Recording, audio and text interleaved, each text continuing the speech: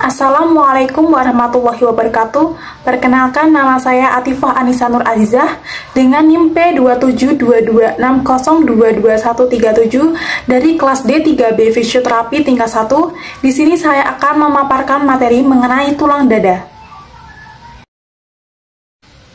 Baik, materi yang akan saya paparkan yaitu yang pertama, pengertian tulang dada.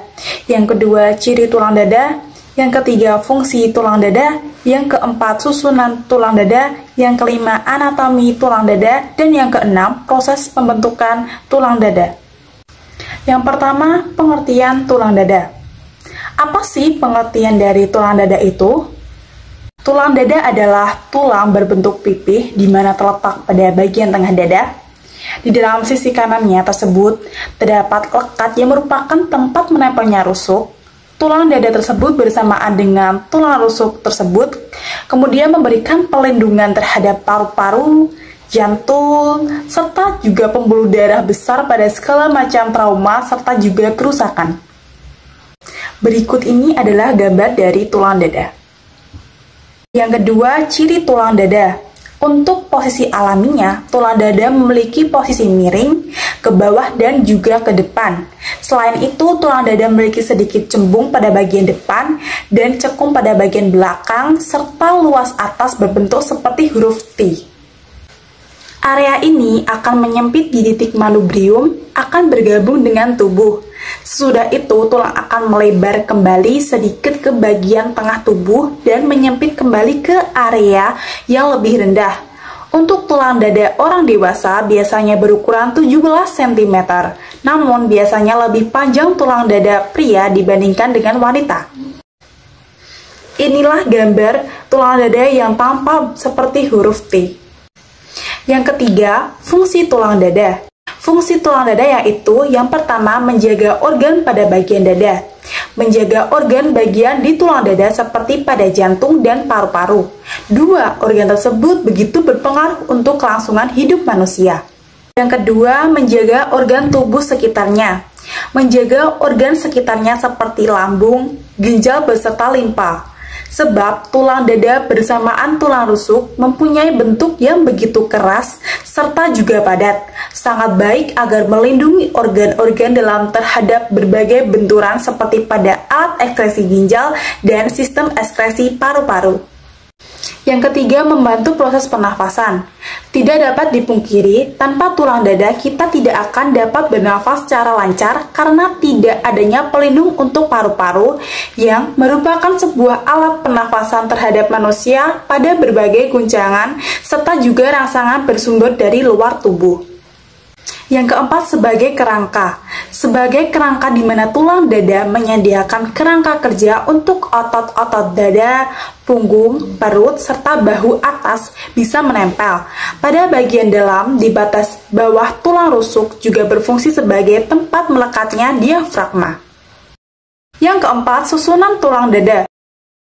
Tulang dada dan tulang rusuk saling terhubung karena tulang rawan. Tulang dada dibagi menjadi 3 area, yaitu yang pertama, manubrium sterni atau tulang hulu kepala, terletak pada bagian atas dari tulang dada dan terdapat persendian di dalamnya, merupakan tempat melekatnya rusuk yang pertama. Dan yang kedua disebut juga sebagai tulang kepala karena secara anatomi terletak pada bagian paling atas dari tulang dada, bersifat kokoh sehingga mampu melindungi bagian lain di bawahnya dan organ di dalamnya. Yang kedua, corpus sterni atau tulang badan, yaitu letaknya pada bagian tengah, tempat melekatnya tulang rusuk ke-3 hingga ke-7 dan gabungan tulang rusuk ke-8 hingga ke-10. Memiliki bagian yang lebar dan pipih, merupakan tulang yang berstruktur kuat dan mampu menyangga tulang rusuk dengan baik. Yang ketiga, processus siphoideus atau tulang taju pedang. Tulang taju pedang ialah tulang yang terletak di bagian bawah dari tulang dada, terbentuk dari tulang rawan. Tulang ini rawan akan trauma sebab disusun dari tulang rawan yang tidak berkembang menjadi keras ketika dewasa, sehingga sama seperti halnya tulang pada bayi yang baru lahir. Inilah gambar tulang dada secara keseluruhan. Pada bagian ini disebut dengan tulang rusuk sejati pada ruas ke-1 sampai ke-7. Dan pada bagian ini disebut dengan tulang rusuk palsu pada ruas ke-8 sampai ke-10. Pada bagian ini disebut dengan tulang rusuk melayang pada ruas ke-11 sampai 12. Tulang paling atas ini disebut dengan tulang leher.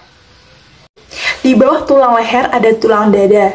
Pada bagian atas disebut dengan manicurium sterni, pada bagian tengah disebut dengan corpus sterni, dan pada bagian bawah disebut dengan processus sigmoideus. Pada gambar ini, tulang yang berwarna coklat disebut dengan tulang rusuk, sedangkan tulang yang berwarna putih ini disebut dengan tulang rawan. Materi yang kelima yaitu anatomi tulang dada.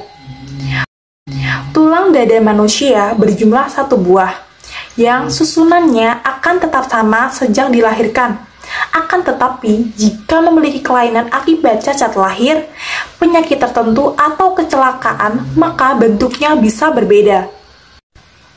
Inilah gambar anatomi tulang dada yang tidak mempunyai kelainan atau penyakit.